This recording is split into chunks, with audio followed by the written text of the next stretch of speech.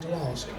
But I always said that if I didn't know the answer, and there were quite a number of occasions when I didn't, I would say, I'm sorry, I don't know, but I'll go and find out. And I would go home, do my research, find out, and the following week I would come back and say, Mrs. Boggs, do you remember the question you asked last week? The answer is, whatever the answer was, because you're always learning. And that's part of the fun of the profession. People out there listening, watching, how do they find out about this award? Go on to the Institute's website, which is just simply www.horticulture.org.uk, and from there you can pick up the Young Horticulturalists of the Year competition, information about the Institute, which is an institute to represent professional people.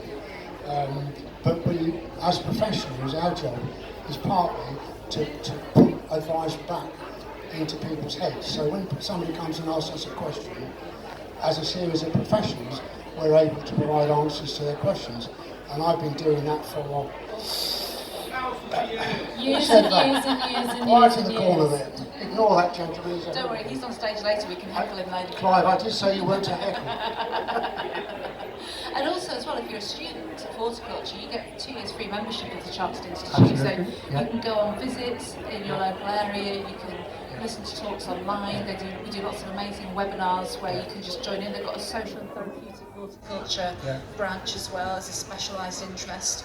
So there's always a connection to be made, so you're never gardening alone. You can bounce ideas off people. Yeah, but I think I was about 26. I was head gardener at Brackenhurst College, which is southern in Nottinghamshire, and the guy who was the head teacher of the horticulture unit said to me one day, would I like to run an amateur evening class? And I said, am I really old enough and mature enough and have enough knowledge to be able to run an amateur evening class?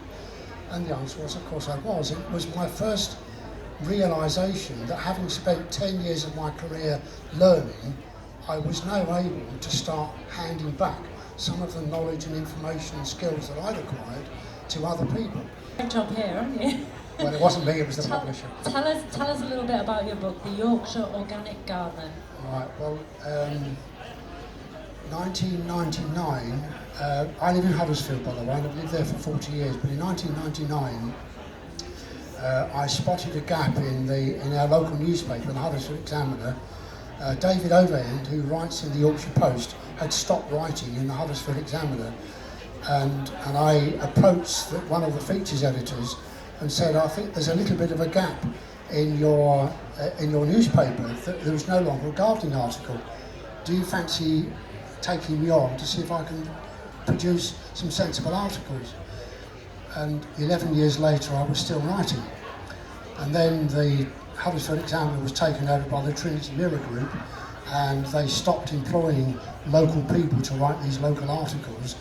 And having spent 11 years doing that, typing 1,500 words a week, the fingers wouldn't stop working, and that's the result.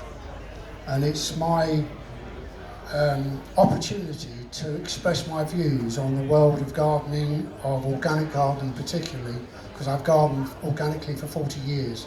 And this really is the sort of culmination of my profession, my years in the profession basically. So, first of all, I haven't been round the show yet, so I don't really know. Apart from, have you all seen the dahlias?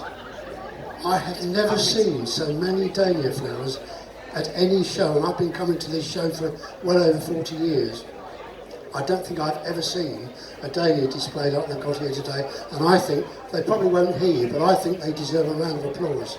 Such fond memories of freezing at spring shows and autumn shows with you, and you always get the teas in, which is always appreciated at these sorts of events.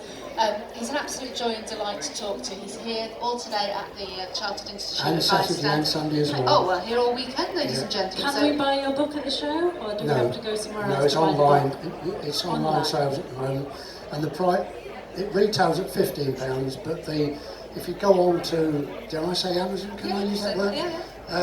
It can vary from £7.50 to 30 quid, depending on which piece you go on. So, don't pay any more than £15, because that was original retail price. This one here I'm selling for 50.